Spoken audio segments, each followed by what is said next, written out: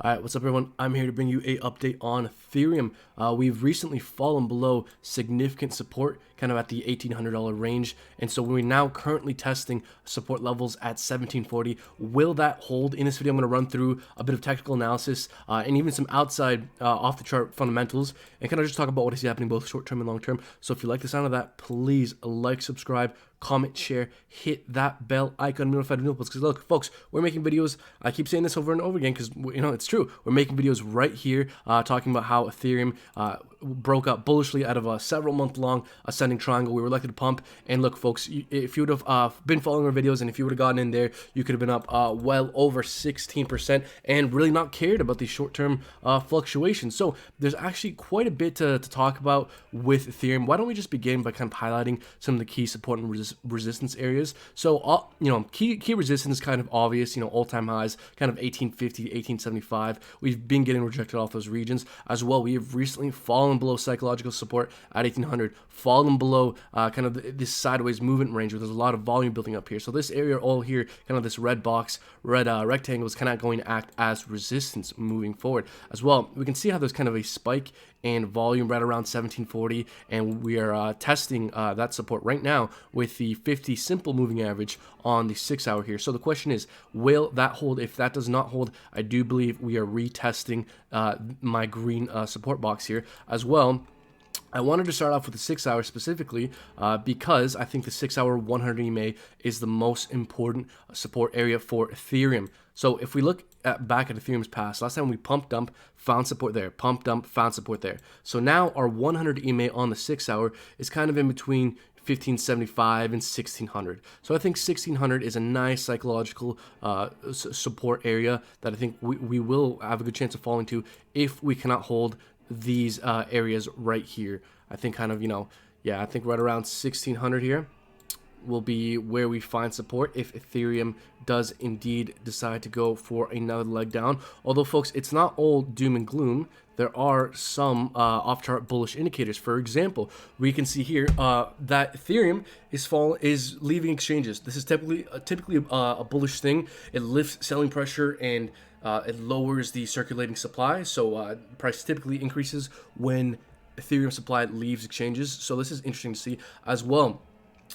Here with this chart from Glassnode, we can see that the number of new addresses has been in a macro uptrend, which is a very bullish thing, although kind of at a low point. So if and when we can get a spike in new addresses, that'll be pretty telling to see whether, I think that'll be pretty telling to understand when Ethereum could perhaps go for its next leg up. Now, folks, something we have to mention is the fact that Bitcoin passed $50,000 today, yesterday. Yeah, the 21st, February the 21st, Bitcoin passed $50,000. That is a big, big deal, folks. Another thing to consider, if Bitcoin touches $50,000 again, I think he has a very good chance of absolutely flying. If and when that happens, that is going to place a damper on the altcoins such as Ethereum. If Bitcoin decides to rip up and rally up, that's gonna drag away some hype and some steam from Ethereum and the altcoins.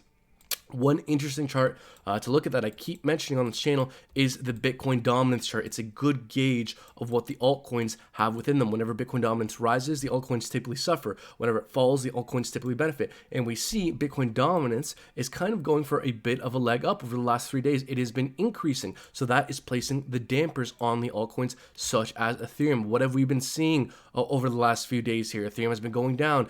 Isn't it quite kind of a coincidence? At the same time, Bitcoin dominance is going up. It's a good gauge of what the altcoins have within them. And if I didn't already say it, if I didn't already mention it, and if you don't already know, Bitcoin dominance, the total value of Bitcoin in comparison to the total value of all cryptocurrency. So if we see Bitcoin dominance continue to rally, that should tell you that's going to place a damper on the altcoins. If we see Bitcoin dominance begin to go for that leg down, that should tell you the altcoins such as Ethereum have a bit more gas in their tank. So let's also bring up the indicators here on Ethereum. Let's begin by looking at the daily.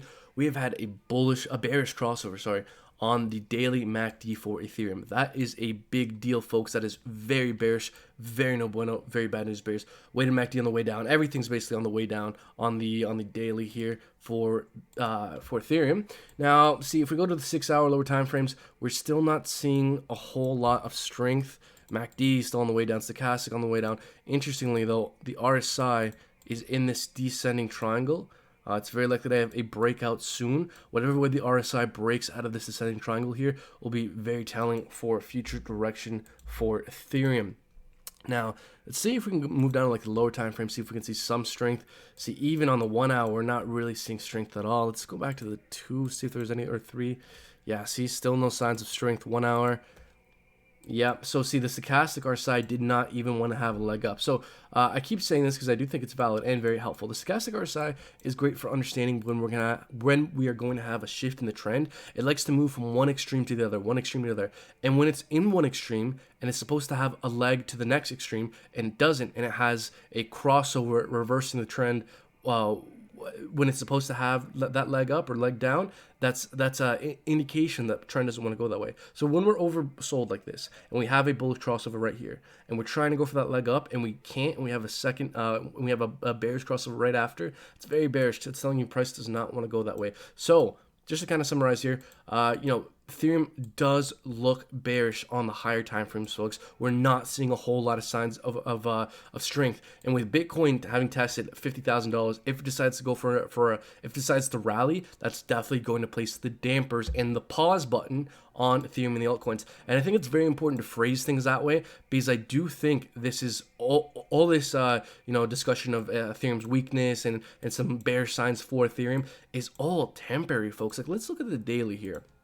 Okay, we can see every time we have, a run up, we have a bit of a correction, run up correction, run up correction, run up correction, run up correction, run up correction. That doesn't mean just because we're correcting in the short term that the macro trend isn't bullish. I do still think the macro trend as a whole is still trending upwards. We're still making macro higher highs and higher lows. So I do think there are some very bearish signs for Ethereum right now. We may have further correcting, further consolidation.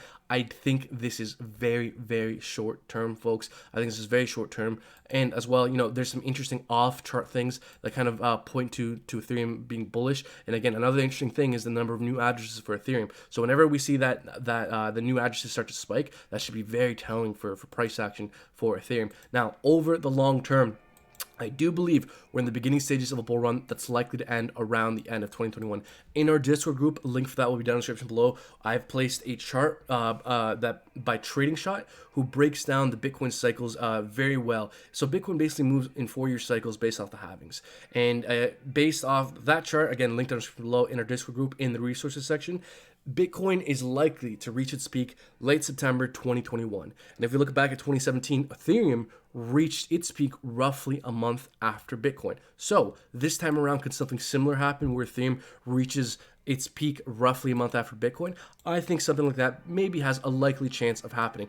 Aside from that, Ethereum reached over 10% of Bitcoin's price at the peak. So again, could something similar happen this time around? Something similar, I do think, has a good chance of happening. So I think following what Bitcoin does over the next few months will be a very good gauge to try and understand what Ethereum can do over the long term. So over the long term, September rolls around, 2021 September. If Bitcoin's at 100,000, I think Ethereum has a good chance of reaching around 10,000. If Bitcoin's at 300,000, I think Ethereum has a good chance of reaching $30,000. So that's my rationale behind my long-term predictions for Ethereum. It's all based off Bitcoins. It's all based off Bitcoin. If you look up the Ethereum Bitcoin pair, Ethereum reached over 10% of Bitcoin's price last time around, and Ethereum reached its peak roughly a month after Bitcoin last time around, last cycle. So could something similar happen? Not the exact same thing, but something similar. I do think something similar has a good chance of happening over the long term. So that's what I'm basing my Ethereum long-term predictions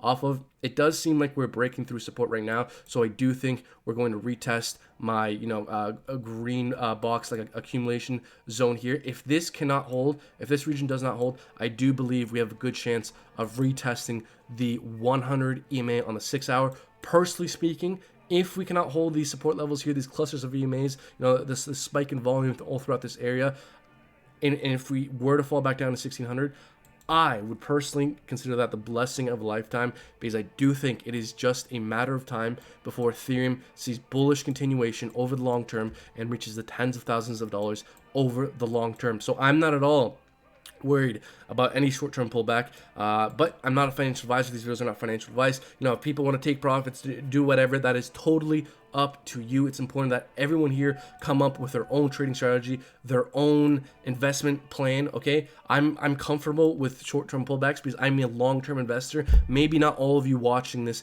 are long-term investors. If you are a long-term investor, I'm personally not worried at all. I think this is extremely common. I think Ethereum is constantly having these pullbacks every time we run up, but we are still making macro higher highs and higher lows the entire way around. And the fundamentals and the long-term use cases has never looked more bullish for Ethereum. So folks, if anything interesting further happens, we will definitely be talking about it in our Discord group. Link to join that will be down in the description below. And also, just to mention, as kind of a short-term price target, I kind of say this in all of my videos because I do think it's valid. If we take the height of this ascending triangle, move it to the breakout point, I do think whenever we can get past 1875 here, whenever we can confidently tackle 1875 and get above, I think that impulse takes us to $2,000.